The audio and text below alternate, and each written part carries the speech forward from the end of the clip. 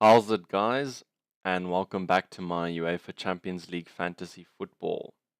I'm just going to go through a quick wrap up of match day one here quickly. My captain of match day one, the Tuesday, was Coutinho. Unfortunately, he didn't produce anything, even though Messi ended up scoring a hat trick. Um, just the 3 points because of the clean sheet as well.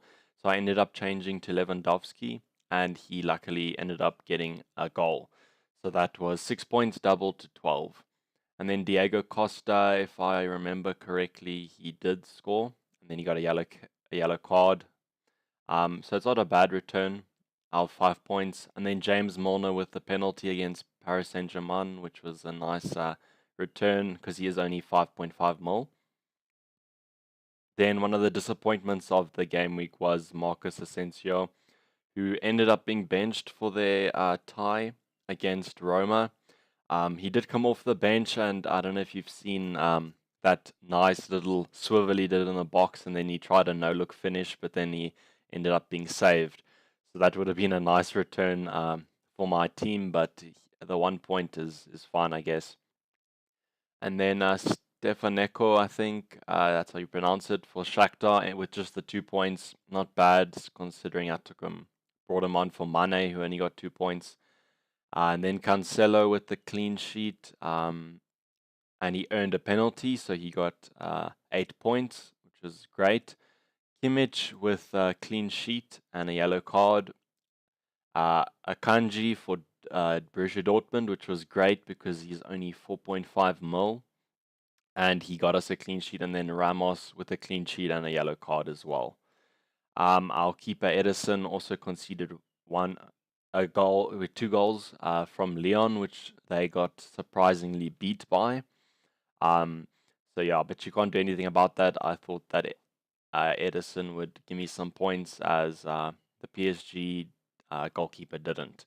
The PSG goalkeeper conceded as well. As you know, Liverpool ended up winning against Paris Saint-Germain, but both teams conceded, so Joe Gomez ended on 1 point, and Mane didn't. Even though Liverpool scored 3 goals, Mane didn't get any returns, which is a little bit annoying. It's just like the Coutinho situation.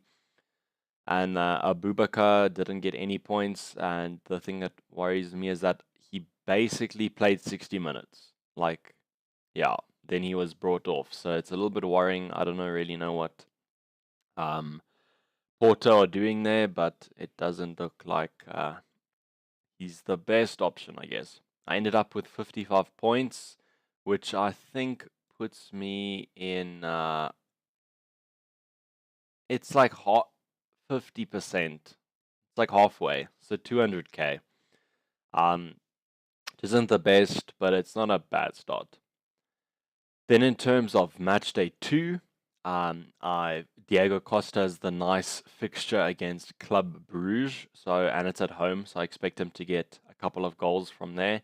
And then Lewandowski is playing Ajax at home as well, which is a great fixture.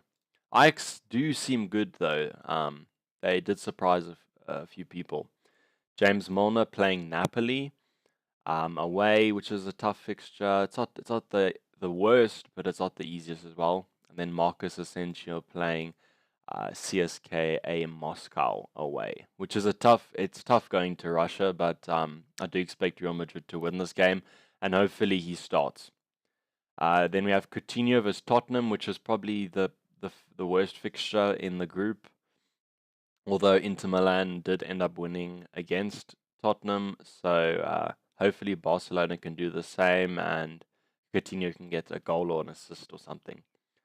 And Stefaneko, I'm not really expecting too much from him. Lyon away is a tough fixture.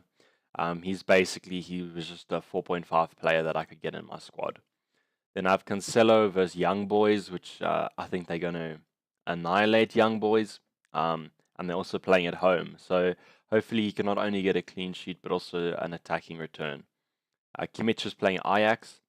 I expect him to do quite well in this fixture. Hopefully he can return some defensive and attacking returns this game week. Kanji versus Monaco, not really expecting too much from him. Only 4.5. Monaco are a good team. So maybe he can get some points, but I don't mind him not. And then Ramos versus CSKA Moscow, I do hope that he gets a clean sheet. Um, the thing about Ramos is that he was taking penalties for them in La Liga, but I don't know if he's going to be their set penalty taker. But what an added bonus if he is. Then I'm starting off with Edison, who's playing Hoffenheim. Uh, Hopefully, Man City can bounce back after their loss against Lyon, and Edison can get a clean sheet. And then Areola has Red Star Belgrade at home, which is a great fixture. I will probably end up subbing him on if Edison doesn't get any returns. And that's the thing is, don't worry, these players on my bench aren't going to stay here. I'm going to sub them on. It's just that Napoli, PSG, and Liverpool play on the second day. So you can see here.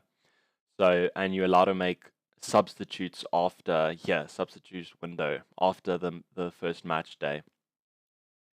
So I have Joe Gomez and Mane versus Napoli. When Liverpool did play Napoli preseason, I think they won 5-0, which is quite a resounding victory. So hopefully they can repeat that. I do think that Mane will get a goal in this game. And then Abubakar against Galatasaray.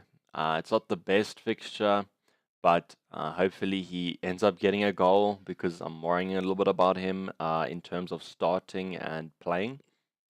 So hopefully if he scores, he can cement his place in the team. As for captains, for the first match game, I'm going for Bayern with Lewandowski. Another good fixture here is Real Madrid. I just don't have any set Real Madrid starters except for Ramos, so I'm not really comfortable with playing Asensio as my captain. Actually, I could change it to him as you can change your captains from day to day, so maybe it's worth maybe taking the risk on Asensio and then just changing it to Mane or someone if Real Madrid don't end up scoring or Asensio doesn't end up scoring. One of the out of the box, maybe captains would be Cancelo versus Young Boys. Maybe that's a good option, but I don't know. Diego Costa is also a better option versus Club Brugge, but that's on the second day. So if Lewandowski ends up not scoring, I can always just change it to Diego Costa or Mane or someone like that. But other than that, I think that's going to wrap up the video. I don't really know what transfers to make. I might make some if during the week some of my players get injured or anything. But other than that, I'm pretty happy with this team. I don't know what other changes I could make personally. Maybe take out a Lewandowski or Costa for like an Aguero or someone, but they both have returned goals, so there's no reason to take them out. One of the interesting things I also want to point out is the fact that the defense returned probably the most points, except for the strikers, they did return some. But it's weird, in the Champions League, I found when I played last season that your defense really does get a lot of points. So that's why I invested quite a bit of money in my defense.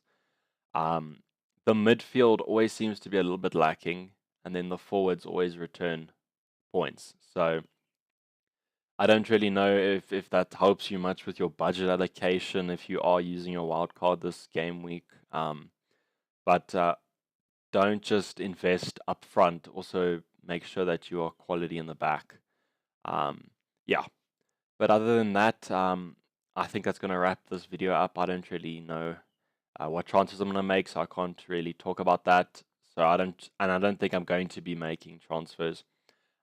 Just a reminder to get your teams locked in for the 2nd of October.